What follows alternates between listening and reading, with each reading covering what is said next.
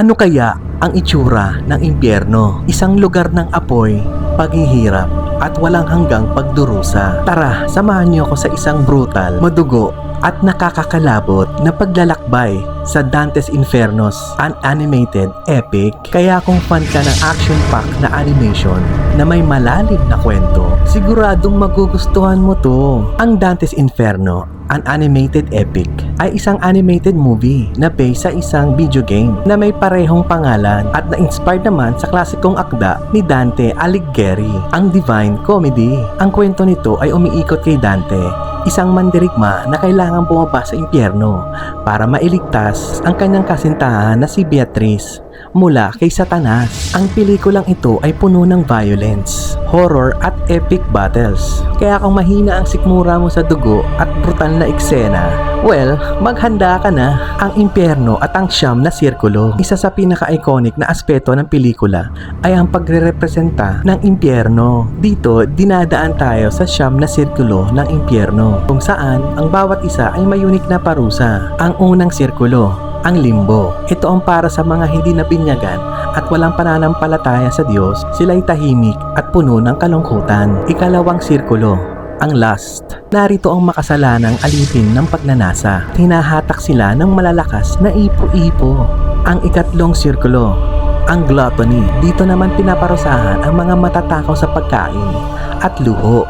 Ang ikaapat na sirkulo, ang greed. Mga sakim at ang mga mapag-imbot ay pinaparusahan sa walang paghanggang paghila ng mga mabibigat na bato. Ikalima, ang wrath. Ang mga galit at mapanira ay lumulubog sa madilim at marahas na ilog ng Styx. Ika-anim, ang heresy. Narito ang mga hindi naniniwala sa Diyos na sinusunog ng buhay sa loob ng nicho. Ang ikapitong sirkulo, ang violence. Isang madugong bahagi ng impyerno kung saan ang mga mamamatay tao ay nilulubog sa ilog ng dugo. Ang ikawalong sirkulo, ang fraud. Dito pinaparusahan ang mga sinungaling, mandaraya at mapanglinlang. Bawat isa ay may kanya-kanyang brutal na parusa. Ang ikasyam na sirkulo, ang treachery. Narito ang pinakamalupit na parusa, kung saan mismong si Lucifer ang namumuno. Isa sa pinaka-unique na aspeto ng pelikula ay ang visual effects. Isa sa pinaka-unique na aspeto ng pelikulang ito ay ang iba't ibang animation style. Bakit? Dahil 6 na animation studio ang nagtrabaho sa iba't ibang kwento nito.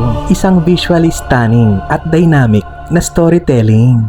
Minsan ang animation dito ay mukhang western style. Minsan naman ay parang anime. Depende sa sirkulo ng impyerno. Nag-iiba't iba ang animation, kaya hindi ka mababagot sa visual. Kaya kung mahilig ka sa gory, violent, at over-the-top na laban, this movie delivers. Si Dante ay isang brutal na mandirigma na gumagamit ng kanyang Holy Cross at sight para gibain ang mga halimaw at demonyo.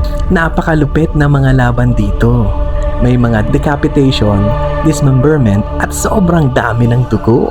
Kaya naman kung fan ka ng God of War, siguradong magugustuhan mo ito. Hindi lang siya isang simpleng warrior. Si Dante ay isang flawed hero na may madilim na nakaraan. Siya ay isang crusader na may mga kasalanan rin. Kaya naman habang bumababa siya ng impyerno, nagkakaroon siya ng mga character development. Worth it bang panoorin ang Dante's Inferno, an animated epic? Comment down below. At hanggang dito na lang ating short vlog for today. At kung nagustuhan nyo ang pagtalakay natin kay Dante's Inferno, kindly like and share. Maraming salamat nga pala sa inyong panonood. Ako nga pala ang inyong Kuya Bern. Hanggang sa muli, paalam!